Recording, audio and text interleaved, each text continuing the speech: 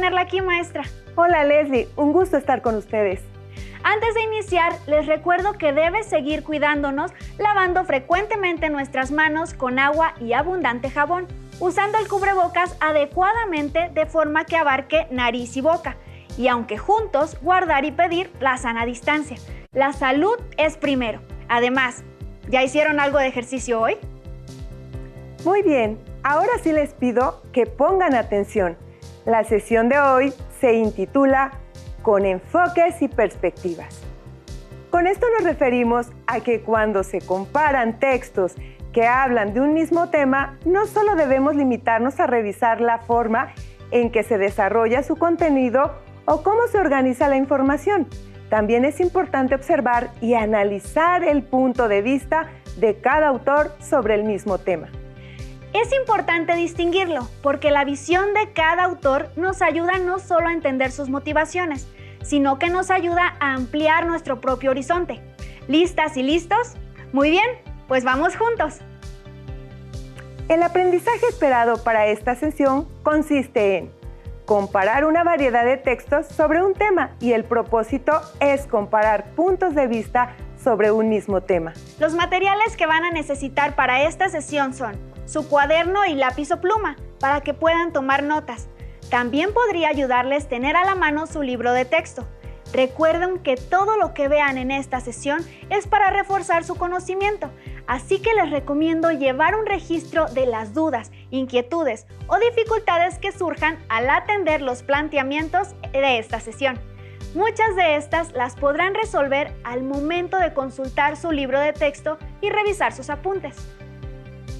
¿Se han encontrado alguna vez en una situación en la que hayan leído escritos o escuchado expertos de cualquier ámbito opinando acerca de un mismo tema, pero con puntos de vista y opiniones diferentes o contrarias? ¿Cómo puede ser que siendo conocedores del mismo campo tengan enfoques diferentes? ¿Te ha pasado, Leslie? Pues sí, en algunas ocasiones me he dado cuenta que lo que se opina sobre un tema en diversos textos puede tener similitudes o, en caso extremo, he encontrado que las opiniones son contrarias. Efectivamente, así como un parque no se ve igual desde la ventana de una casa o desde el ángulo de una calle, los puntos de vista cambian según el autor o institución que los emita. Y esto se debe a que quien opina lo hace desde diferentes perspectivas, ya sea por su área de conocimiento, especialidad, vivencias, intereses o el tipo de lectores a quienes se dirige. Para que se entienda un poco más lo que acabo de mencionar, ¿conoces la fábula del ciego y los elefantes, Leslie? No lo había escuchado mencionar. ¿De qué se trata?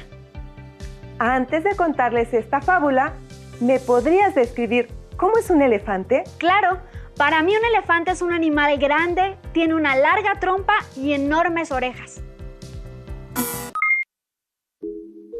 Esta es la fábula hindú Los ciegos y el elefante. Es una adaptación. Se le pidió a un grupo de ciegos que describieran cómo era un elefante. Se les puso frente al animal. Lo tocaron y posteriormente se les pidió que cada uno lo describiera. El primero, al tocar su cola y sentirla larga y rugosa, exclamó: «Es como un ratón». El segundo, al tocar la trompa, sentirla larga, repelente y rugosa, dijo: «Es como una gran serpiente». El tercero, al tocar la oreja y sentirla suave y redonda, exclamó: «Un elefante es como un enorme abanico». La moraleja de esta historia es que todos tenían la razón, pero cada uno decía su verdad porque la contemplaba desde diferente perspectiva.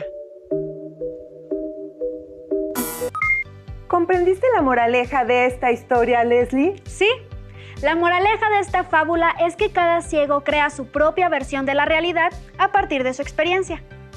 Muy bien. Es por eso que los enfoques de cada autor reflejan la postura o actitud que adoptan con respecto a su profesión, experiencia, intereses, etc., De ahí la diversidad de puntos de vista sobre un mismo tema. Es momento para saber qué es un punto de vista. Vamos al siguiente video.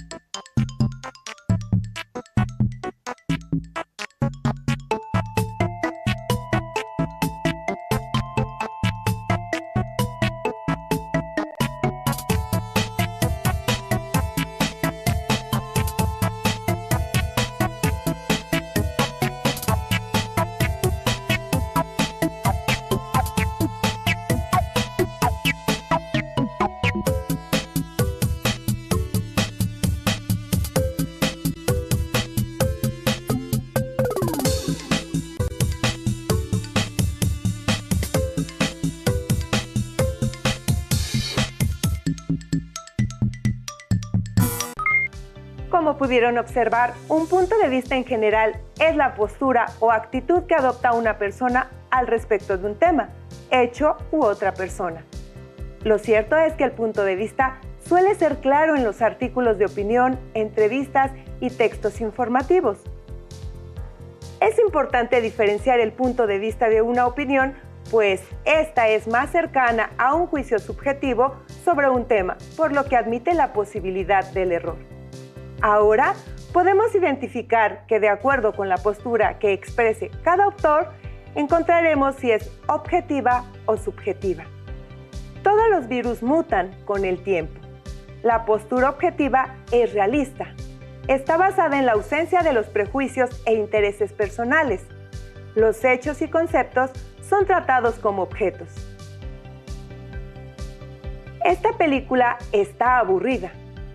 La postura subjetiva representa lo que piensan y sienten. Refleja gustos, sentimientos, creencias. Está influida por intereses y deseos.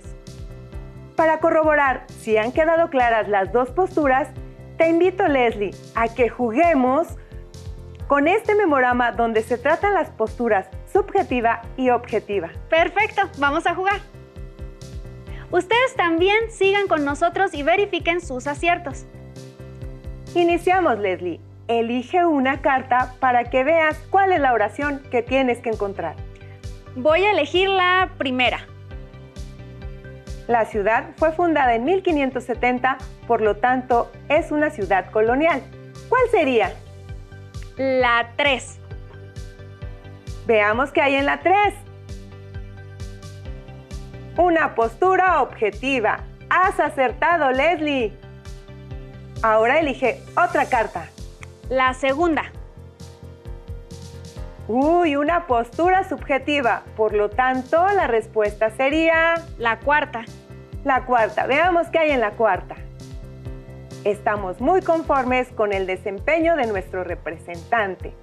¡Felicidades! Acertaste en los dos casos que se presentaron. Espero que ustedes hayan acertado también. Si no es así, elaboren su propio memorama y jueguen con sus familiares para que practiquen el contenido. Ahora, veamos el siguiente video para que vayamos identificando y trabajando los puntos de vista del tema que se exponen en él.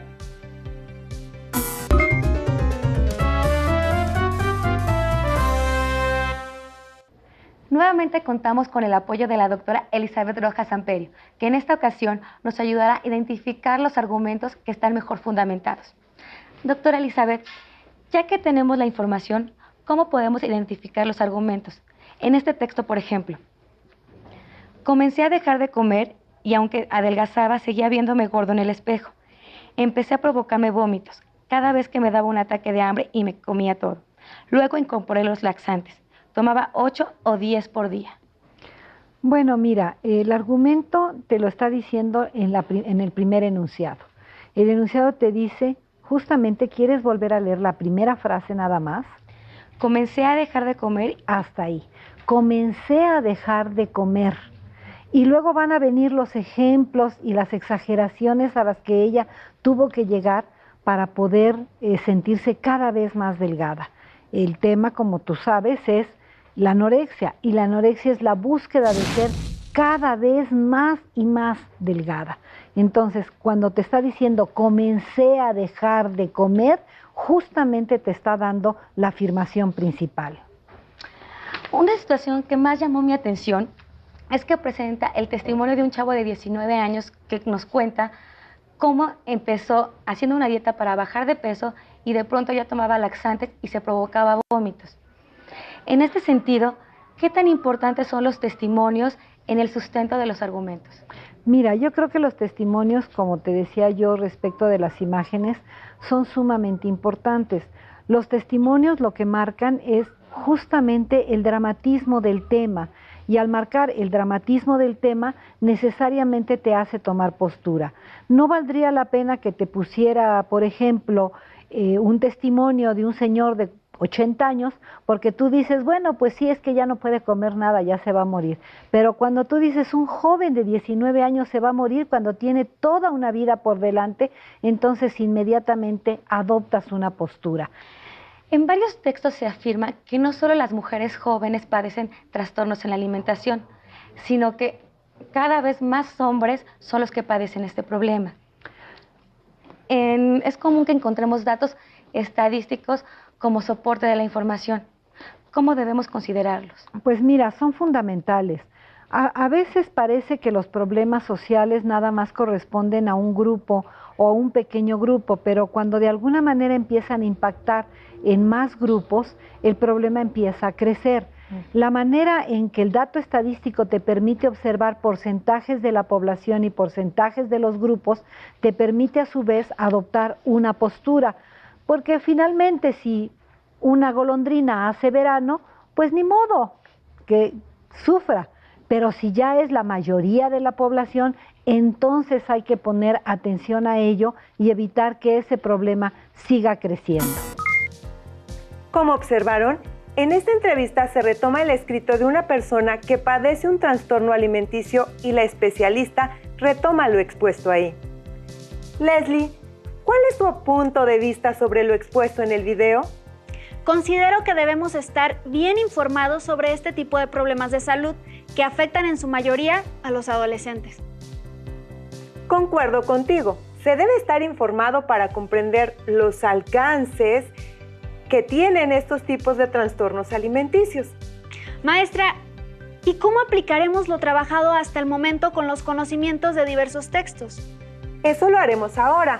Vamos a poner en práctica lo aprendido hasta el momento.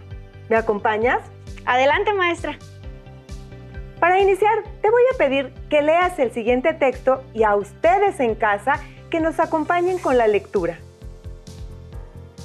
Trastornos alimenticios. Si la persona se resiste a aceptar que tiene un problema, a ser tratada y la desesperanza frente a los síntomas o al propio tratamiento aumenta.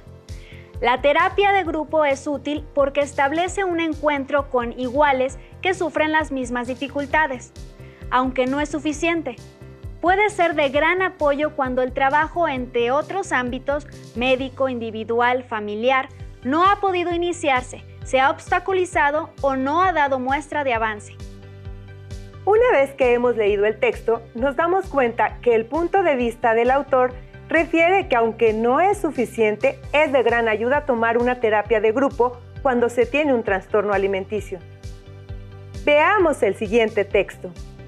En este texto discontinuo, observamos a una chica preocupada por su imagen, datos de los trastornos alimenticios y la invitación a tratarse con profesionistas. Por lo tanto, entre líneas observa que el punto de vista sugiere que se deben poner en manos de los especialistas. Vamos al siguiente ejemplo. Leslie, ¿me apoyas leyendo, por favor? Claro que sí, maestra. Trastornos alimenticios. Cerca del 95% de los casos de la anorexia nerviosa, ocurren en mujeres y su inicio sucede principalmente en la adolescencia. Tiene una prevalencia de 1% en las mujeres y 0.5% en hombres. En cuanto a la presentación en hombres, no se reportan muchos casos, a pesar de que parece sufrir de muchas de las mismas complicaciones neuroendocrinas como en las mujeres, adolescentes e infantes. Por su parte, la BN, bulimia nerviosa, es más frecuente que la AN y al igual que esta afecta más a mujeres que a hombres, y su prevalencia e incidencia van en aumento. Con este último texto observamos que el autor refleja en su punto de vista que estos trastornos van en aumento, y esto lo apoya en los porcentajes que menciona. Qué importante es comparar textos que hablen de un mismo tema. Aunado a esto, es necesario que veamos los puntos de vista que nos presentan los autores. Así podremos formar nuestro propio punto de vista o reforzarlo. ¿No es así, maestra? Así es. Comparar textos que hablen de un mismo tema, pero con perspectivas diferentes, sirve para obtener una mayor comprensión de este, un entendimiento más amplio, y si se crean dudas de lo que ahí se diga, será el pretexto perfecto para seguir leyendo y crearse un punto de vista personal. Veamos cómo quedaría concentrada y comparada la información de los textos trabajados. Comparar puntos de vista sobre un mismo tema. Texto 1. Trastornos alimenticios. ¿Cómo está organizado? Texto continuo, a renglón seguido, organizado en párrafos. ¿Qué punto de vista adopta? El punto de vista del autor es el que la terapia de grupo es de gran apoyo. Tipos de perspectiva. Objetiva. Texto 2. Trastornos alimenticios. ¿Cómo está organizado? Texto discontinuo con imágenes y datos. ¿Qué punto de vista adopta? El punto de vista es que los trastornos alimenticios deben ser atendidos por especialistas. Tipo de perspectiva. Objetiva. Texto 3. Trastornos alimenticios. Texto continuo a renglón seguido, organizado en párrafos. ¿Qué punto de vista adopta? El punto de vista es que estos trastornos van en aumento. Tipo de perspectiva. Objetiva. Pudieron observar que los dos primeros textos, a pesar de no estar organizados de la misma forma, están enfocados a quien padezca de estos trastornos, busquen el apoyo de profesionales en la materia. En el tercer texto, la opinión es distinta, ya que trata de hacer conciencia sobre el aumento de estos problemas de salud. Ahora, a practicar en casa. Observen y lean junto con Leslie la siguiente imagen. 28 de agosto, Día Nacional de las Personas Mayores. Tercera edad. Durante esta etapa de la vida se alcanza una nueva concepción de independencia. Por esta razón, la tercera edad deberá ser considerada como una etapa de plenitud en la vida del ser humano. OMS. ¡Feliz día! Seleccionen cuál sería la respuesta que complementaría al globo de diálogo que está en la imagen. ¿Cuál será la respuesta correcta? A. Indicar cuál es la fecha en la que se celebra el Día del Adulto Mayor. B. Reflexionar cómo debería ser tomada esta etapa en la vida. C. Definir qué es la tercera edad. ¿Pudieron responder de manera acertada? Veamos cuál era la opción correcta. La respuesta correcta, B. Reflexionar cómo debería ser tomada esta etapa de la vida. Como observaron, la respuesta correcta es la B. Ahora, para finalizar, hagamos un ejercicio más. Acompáñame a ver el siguiente video.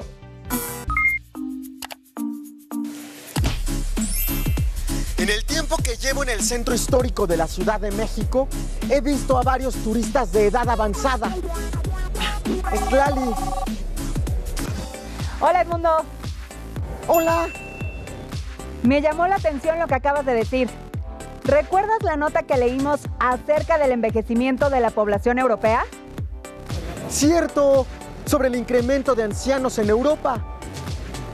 ¿Crees que eso también pasará en México? Sí, es un proceso mundial. Voy a mostrarte una cápsula.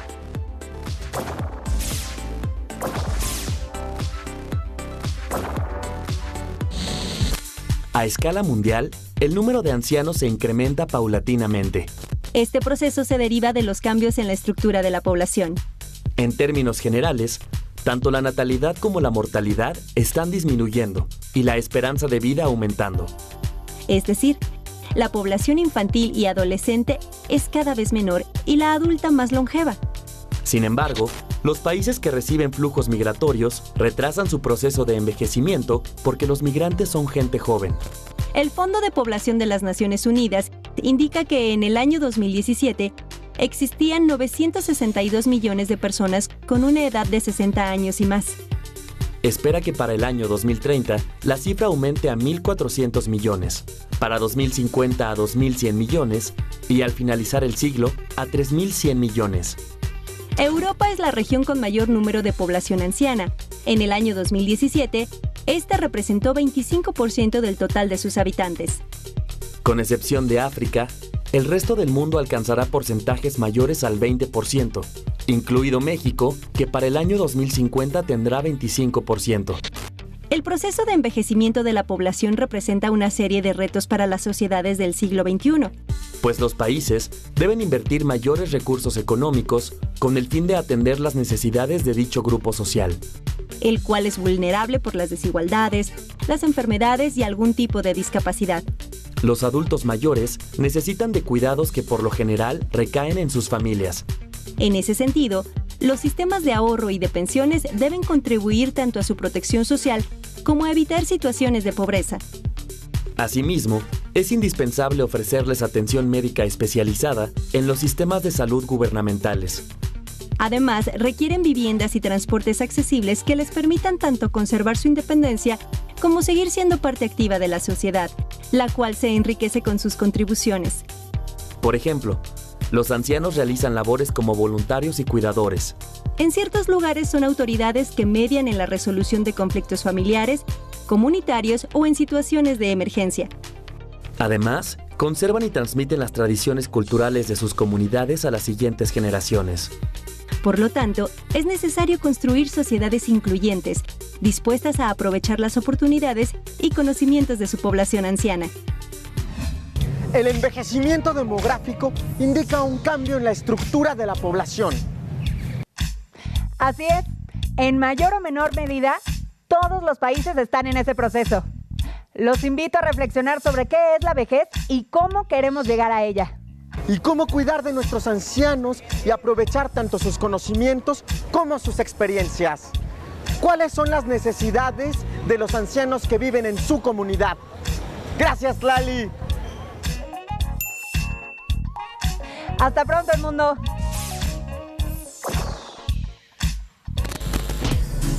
Nos vemos en el camino.